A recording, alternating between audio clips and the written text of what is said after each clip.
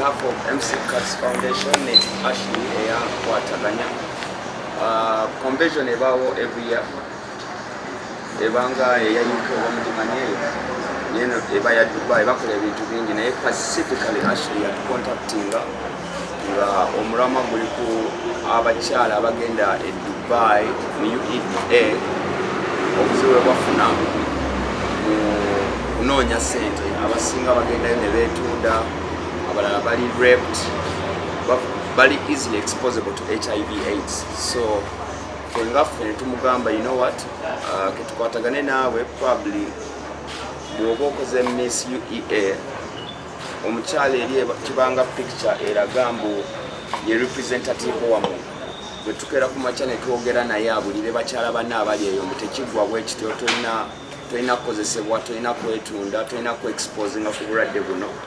Tuyinza okussaako ettaffaali ku bannayuganda bannaffe abagenda okukola kubanga mulabye videos ezo engeri gye babayisa, embeera gye bayitamu.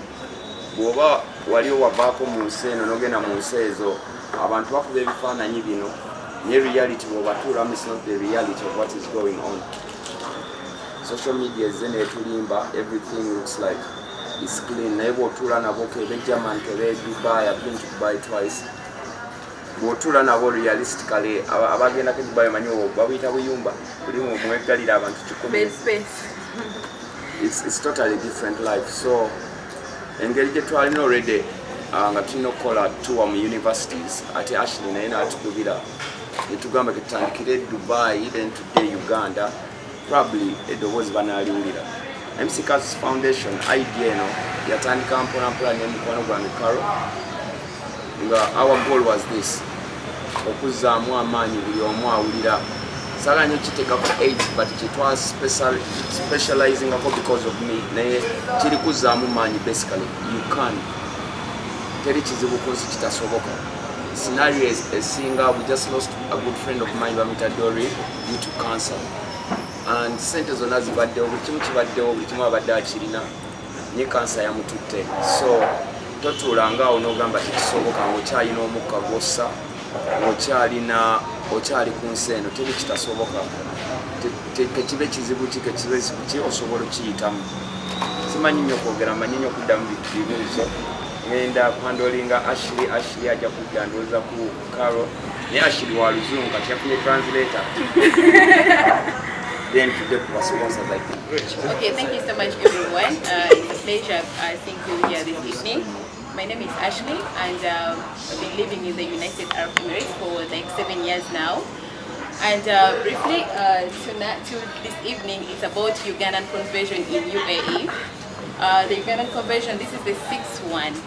So 1, 2, 3, 4, 5, 6. But before I talk about the Ugandan conversion, I'm going to talk about the people or the body that is representing Ugandan conversion. So the Ugandan conversion in UAE is being represented by the Association of Ugandans in UAE that is called the AUU.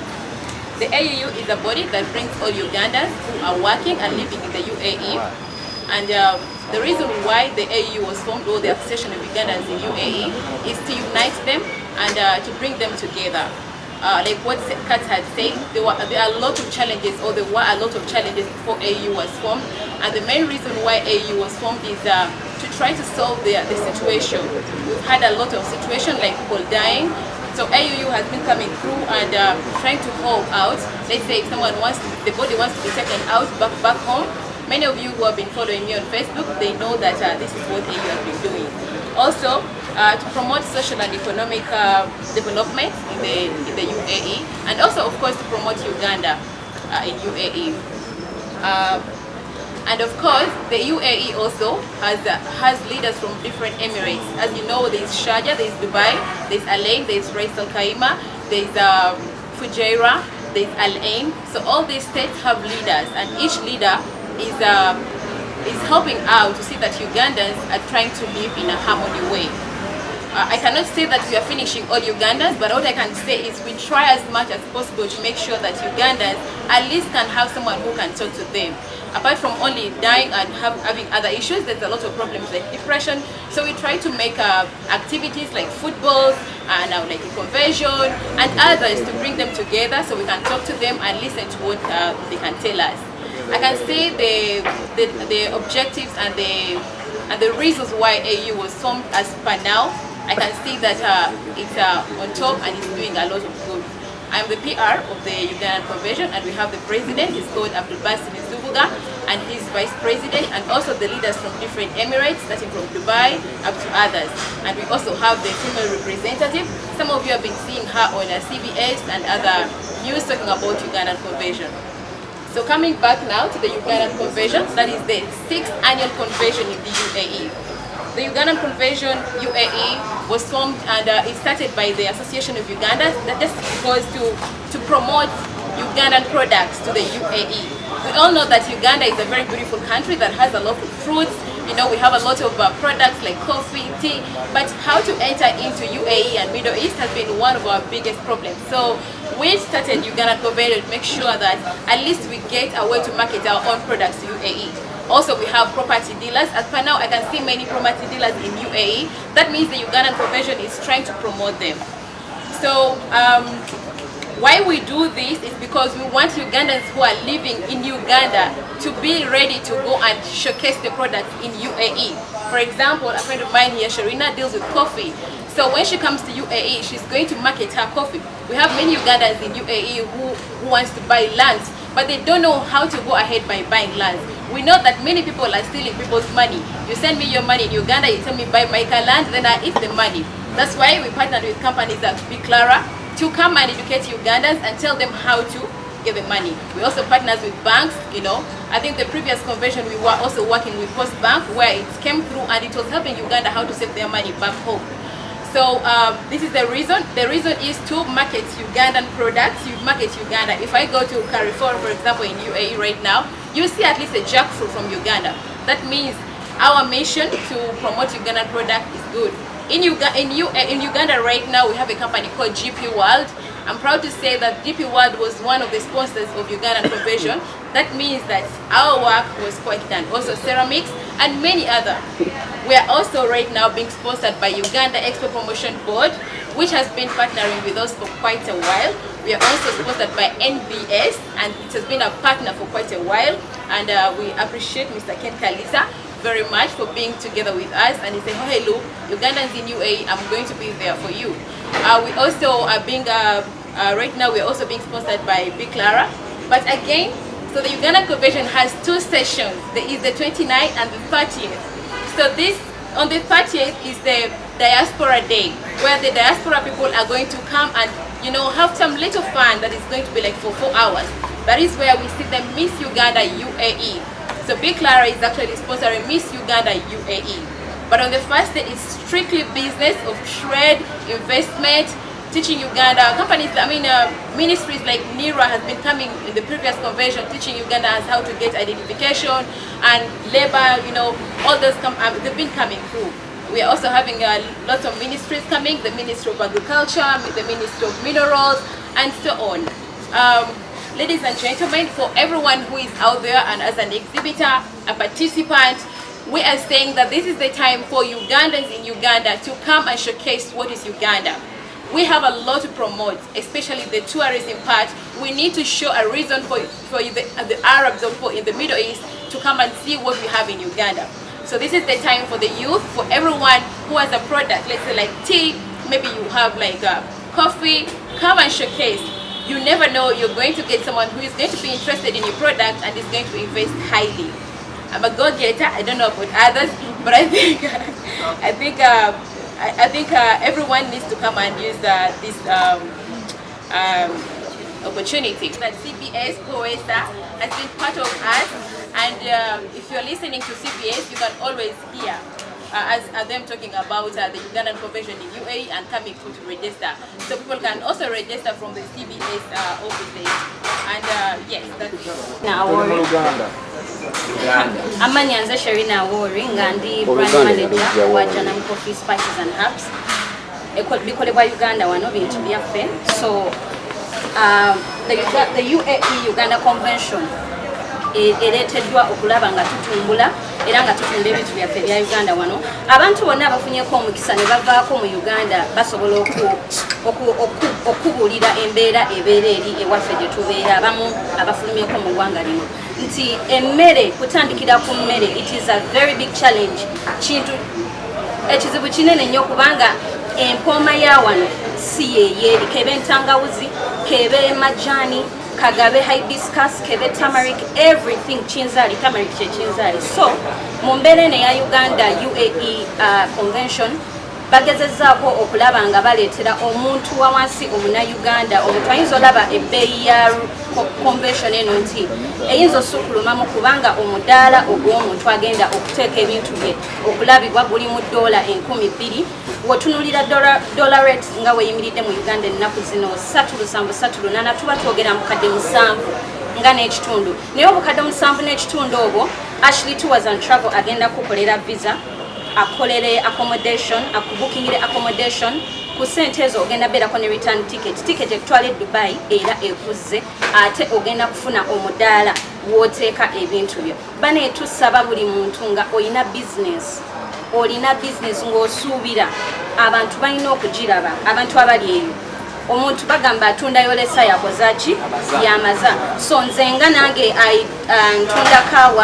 ntunda kaawa spices ezo mu Uganda nyizo okubuzabuzibwamu naye ebirungo ebifumba chai ebifumba emmere challenge nene nti exhibitions ezize zibaawo zibeera UK zibeera US zibeera Italy noonya visa naye kati tuli wano UAE newokera obukezi ku machanga sente ozifunye ku 2 osobola okuyira Ashley nokola ki no bookinga ticket tulabe nti tugenda kubanga mu musomo ogwo tujja kumaliriza tumitingeko abantu ab'enjawulo abawarabu bano baba ne sente zibeera ready by the way bo balina sente that's it tekiriko ku debating nga singa ebye Uganda Uganda tufunamu obuzibu emwanyi ne woba omuntu omuguza grams 10 mutwalo gumu agenda kugamba osedde ate banange ate nga mutuufu kubanga abantu bakaaba economy naye gwe omuntu yenena asuubira ng'oli open minded please mutunoonyeeko Ashley bajja kubabuulira ennamba ze n'engeri gy'omufuna tuli ku Equatorial Mall ojje obukinge naffe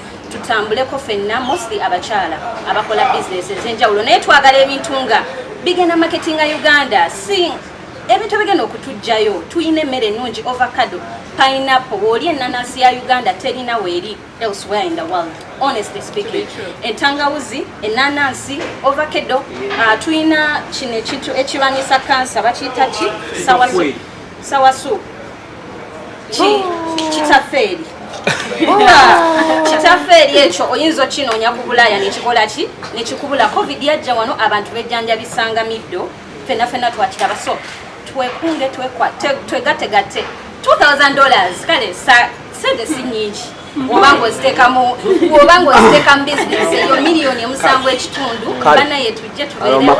Thank you so much. Just a little bit just to highlight about the Miss Uganda. So when we sat down and thought about what theme we should have for this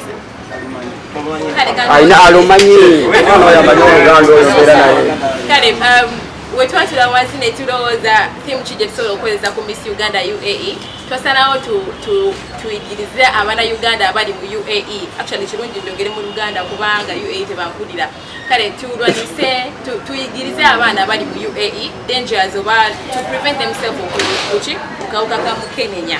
Yes. And then when I told her once, who could bring this out very well the way I wanted, I never thought about any other person apart from MC Katz. And thank God I really had his number, so I just talked to him, and he was so humble enough. And every time and then he would still push me. It was such a, by the way, it was such a big dialogue to have the theme because, as you know, in Siyabuwara Boingiri Amateka got very stiff. It became very tough for us to start out to gamba manyi ekijja kijje n'ethimu katugikozese nenga tugenda gikozesa muki mpola mpola nenga kati ayina okujja ayigiriza abaana Uganda abali mu UAE kuba kituufu kiri nti ekibuga we kiri mu UAE era nkyogera nga sitya abaana abasula mu kale akawuka. Okay, it's there. Abaana Uganda babeera mu bed space and other places. balina this problem lwakuba abantu babeaki bakweka. You know, most times otwera abana visit visa ogenda mu UAE, they don't check for medicals, so you can't know actually who is okay and who is not okay. When you're going to do your medicals, that's when you get to know if you're okay or no. Me as a person who deals in tours and travel, I've gotten many people who are going to do their medicals and last minute someone comes and tells you, Ashley Mwana, guy yanzita, you know. So it is important for us on that day, apart from celebrating, but also reminding ourselves that we came from home to bring back to home. Okay. And how are we bringing it? It's healthy-wise. From MC Cats Foundation, kitambula kitya olunaku ampuliddeyo bya business wanaabayo pate oba olumala okwesomesa byonna nga tudde e Kampala era abamawuli balina ekibuzo kyebagamba nga bakavalinze wano bonna onaabatwala naye bagamba enyo etwala abantu bangiko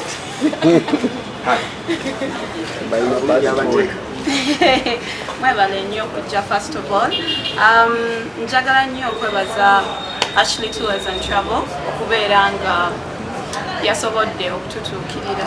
That is a blessing because abamawulire abamu betwasobola okukolako nabo nga tutandise MC Cats Foundation mwalaba gye twatandikira ku King of the Mic Bar MC Cats Foundation abagirabeko ku website because the website is up osobola okugenda n'osomako ebintu ebimu byetukola mu twawulira MC Cats Foundation aba alowooza ku kawuka ka mukenenya kokka oba MC Cats yengo omuntu but twagenda getting together okola ekintu kino nga twagala tutuukirira abantu abasukkako.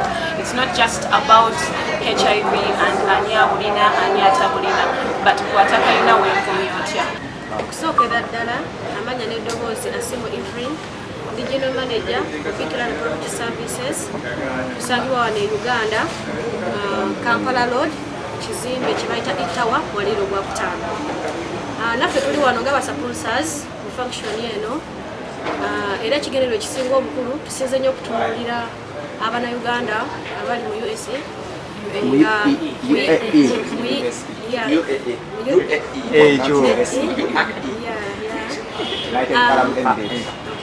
okusingira ddala kuba tulinayo abaana baffe bangi beeyiiya batetenkanya obulamu ate ebiseera ebisinga oluusi baba n'abantu ab'eŋŋanda eno ab'emikwano oluusi ba boyfriend bwe batuuka eyo ne bakola obusente bwabwe bwe bamala okubukola ne babuweereza eno bwe batuuka eno ne babubba ne babukola ki ne babulya kati nga ffe tuliwo okuyamba omunnayuganda naddala omuntu owa wansi era ndi wano naddala kusingira ddala ku lw'abakyala ku lw'abawala abali eyo bambi ba boyfriend bangi balide sente z'abantu bangi abaana ne batuuka okugwa eddalu n'akuma mu Uganda nga talina kyalina so nga ffe ababbikira property services tuli wano okulaga omunnayuganda era tujja basomesa nnyo okubalaga nti basobola okutwesigika ne batuyita mu makubo amateereere gonna nga tugenda ogamanyonyola era nga ne manager wange wano ng'agenda gezaako okulambika amakubo ge tuyitamu tusobole okuba nga basevinga naffe oba nga batuweereza ssente mu makubo amatuufu nga batwesize kubanga tuli ba mazima twasalawo okuweereza Uganda n'omutima gumu tusobole okwekulaakulanya naddala n'oyo w'empola tusobole okuba nga ffena tubeera buki bulungi era otuza mu kisangibwawa enfuna y'abantu baffe ababeera e Dubai emitwalo 80 ku miliyoni 2 abaatuba miliyoni 3 basasula mu biwagu okwewaloziwa abalenzi b'e Kampala ozisika kalamu abasimbi b'enseke manager atuddemu ekibuuzo enteekateeka zonna tuzirira manager agenda kukiddamu era nga kibanja mpola biki n'ebirala balamusiza mwenna amanya gange nze Akire Dori manager wa Bikirara kati tuli wano nga sponsors ba UAE convention era kulwa Miss UAE convention era Bikirara tutunda ne tugula ettaka ne tusoloza amayumba gaba tenants ne tutunda ne tugula n'amayumba byonna ebikwatagana ku by'ettaka byonna tubikolako tukola land surveying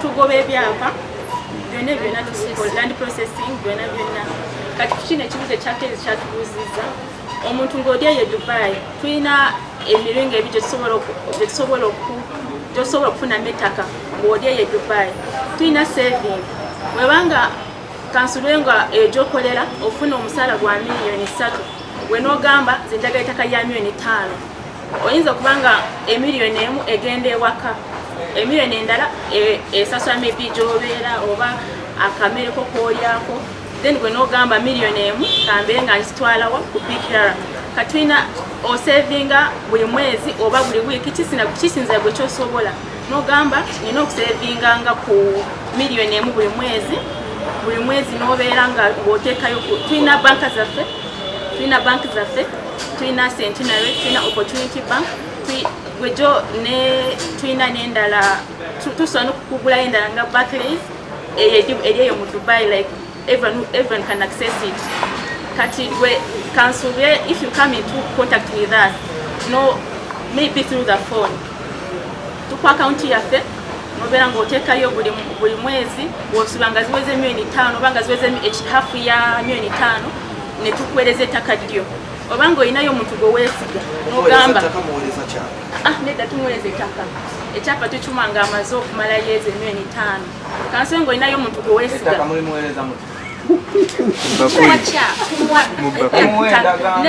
nedda tumuwa ettaka oba osindika sente oba osindika sente obanga genda owa Miss UAE anaawangulako olwo olunaku tulina ekyapa tetugenda okuwa Miss UAE agenda owangulako olwo olunaku tugenda beerayo tukimukwase kino ekyapa kiri worth million 8M kiri 8M kiri ku Hoima Road enampunge nga wakava enansana nogende Kachiri then otuuka enampunge kati bwebanga like wetumala okimuwa nakumawe ne Uganda tugenda mu transfer kiri ekyapa saawa zino giri manyaga BKR bwebanga akomyewo Uganda tuma transfer forms na transfer nga nateeka mu manyage nekidda mu manyage nekiva mu manyage aba BKR ekyatano standard plot n'omunda kati omunda kiraga eri poloti 154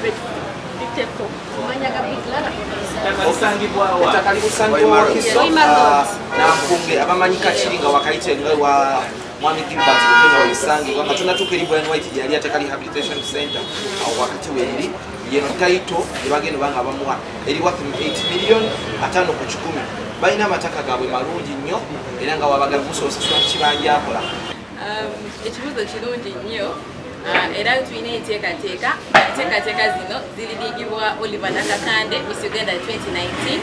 She's actually spearheading this whole event of Miss Uganda. Era nga when I go back to UAE tugenda tandika process nga Miss Uganda biwera ne boat I don't know it's called boot camp tugenda kola mitenda jonna and we having judges tugenda kola ne judge okuva mu Uganda and also in the UAE so tugenda kuteka yombo it's going to be an open ceremony like buli munga alaba teri kuba tewali kino you know yes buli tugenda kubera very okay era mitendera ngawe you know kubera nga ayagala okwetabamu yetagisa kiwaliwo registration your registration is already closed abana already by registering netufuna gundi tulina amanya gaabwe tulina namba zaabwe buli kimu kiri ready era when I just go back like this tugenda tandika okubeera tubayita tutandike enteekateeka za Miss Uganda tandikene senior Gabriel Bule yakomawo zone muhaira ekibuzo kyange ekisooka senkabalinga budget for instance yongeza kudobooza nko Miss Tourism n'abalala naye buliwo omuze tulina omuze wano mu Uganda nti mu pageants ezisinga zebateeka wano mu Uganda bategeka ne batulaga ebyapa nga bwekitulaze nemwogera n'ebigambo ebyomugyenyenyenye but I don't recall how many times zenwaniridde ba Miss okufuna ebintu byabwe ngwaddala omuntu akakasa atya nti ebintu byabwe bagenda kubifuna era ne transfer nezikolebwa ekyo gyekisooka ekibuzo ekyokubiri kabuuze lumu tujja kujjukiza ekibuzo ekyokubiri obukundi bwebutikuze bubaawo misidiisi kati n'abamamina nawe webali naye kigendererwa besides the boot camps you know the dress what bwe mulonda ye atugattako ekisembayo waliwo omuze obutali published abateeka pageant kukwata abaana ne mubafuula ba sexual workers nemugenda ne mubasitunda mu basajja abagagga n'abatamivu abali Kampala. Tunakakasa tutya nti abaana baffe abagenda okujja bayolese bagenda sigaza their dignity other than okubeera shared by the rich and powerful. Okay, so let's talk about security of the whatever, yes, of the title deed. Yes. First of all, Big Clara, Big Clara Property Limited is a young to before this Miss Uganda and Uganda conversion. Ekigenera kyabwe bali baagala okuba promotinga mu UAE nga baagala okunonda nze nga brand ambassador. Ne bagamba nedda, as per now I'm actually promoting my company that is Ashley Tours and Travel, but I have a very good project that I would like you to invest in. Nimbaraga for Miss Uganda UAE, and they got interested. When I spoke to Andrew, I told him I want everything, exactly what you said. Na yogera nende mugamba njagala ekirunga njagala okulaba kubaze ninakala ndimudugavu nenze ndi muzungu in nature. Njagala kufuna MOU era to signinga MOU. If I remember so well, ye yankaka nokunkaka nandetera ne gundi ne papers zeke nyini signing. I was even leaving and I said it's okay, you can give them to my PA. She's going to help me to sign. So you need to be not very open, and actually when I went in down, nageze okulaba actually yo mutu yo mwamu manyi, so waba agenda chikola nze naye ngumbi. Ate ddamu ebya bbule. Yes. Miss Uganda UAE event teriwo yaliwo like 5 years back omuwala yawangula bamuyita Melissa. The reason watching for this time natula ne kachiko ka AU, that is Association of Ugandans in UAE, nembagamba nti tulina okunoonya ekintu ekigenda okukola ki ekirina okusanyusa abana Uganda mu UAE tulabe abana Uganda nabo bali happy. And when we looked at it, twalaba Miss Uganda UAE yali vuddewo.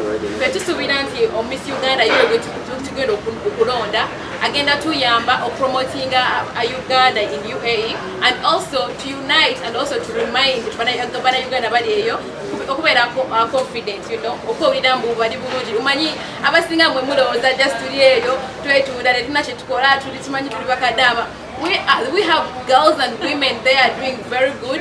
Njagala mbabulire tulina abana Uganda abali mu UAE abawala abalina companies, tulina abana Uganda mu UAE abakola managers of big companies at Salash, Do, you know, and many other whatever. Abana Uganda abali mu logistics. The Uganda is being paid 20 million in hospitals. Ndibonati bimanyira kuba mwe obera mwagala kulaba biri zirimbo za marua.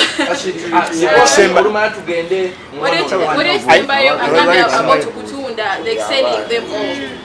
Everyone who has been following Ashley actually at least knows that I have a very good dignity. So I don't think I will ever think about selling anyone's child to do prostitution. I'm a mother, God forbid. I can never do that, and it has never come to my mind. Actually, when you talked about it, I was like, okay, what is this? So that is out of discussion. I don't know about that, but I am so sure that the person who is going to be winning, who is going to win Miss Uganda is going to be a brand ambassador, and I'm sure he's going to get good deals. And also not only stopping at Miss Uganda UAE, but also going to other Miss Ugandas. Right now, Oliver Nakakande is at Indonesia representing Uganda, and Oliver is living in the United Arab Emirates. She's representing us so well. So that is what we should be expecting, nothing else. Okay, thank you. Olw'obufunda bw'ebudde kakati mwagala kutuka sikyo kakati ekibuzo kyange nga tuvudde ku visa tulaba convention ya Uganda convention ya nnaku bbiri abantu bava Uganda abagenze mu UAE mbagimanyi ensi erimu ebintu ebisanyusa ebingi n'okulambula dola ze2,000 agenda kumala ennaku bbiri ezo ng'avudde mu convention ekeera ali kwetokota oba alinayo okulambula bintu ebirala kuba tulina value for money zezabataddemu okusinzira ku dola 10,000 zetenyingi kadde musanvu Alright. Devosh Webarenyo, actually Devosh is a very good person and he's been supporting the United Arab Emirates community. Thank you so much for showing the good picture of UAE. First of all, Twina packages our exhibitor, and the exhibitor package is for $2,000. Avera aina convention stall, aina ticket two-way, UAE visa, 3 nights accommodation, conversion entry pass, and also transfers. Like let's say you're staying in a certain hotel, they'll bring you to the venue and then go back. But it doesn't mean that you will have your own, let's say, decision and staying. Burj Khalifa, Dubai Mall, like go to Desert Safari. That will be upon you. But for us, we are looking at the days. We also have a participant package that is for $1,500. It's a two-way ticket, UAE visa, 3 nights accommodation, conversion entry pass, and transfer. Then we have. Then to exhibitor stall. What you just have Agura stall that is for $1,000. You know, when Uganda bali mu UAE abaina companies, let's say what your companies Nigeria mu UAE, what your Multimind, what your Speed Express, what your Pemba restaurant, what your West Bay, now baina property. There are many Ugandans doing so good abaina companies. But we have some stall. Then to by exhibitor stall, aina conversion pass. Then I had 2 days convention entry pass. Again, I'm going to visa and ticket. So I just only this. And then we also have sponsors, by the way. We still need sponsors. So anyone who is watching this can sponsor.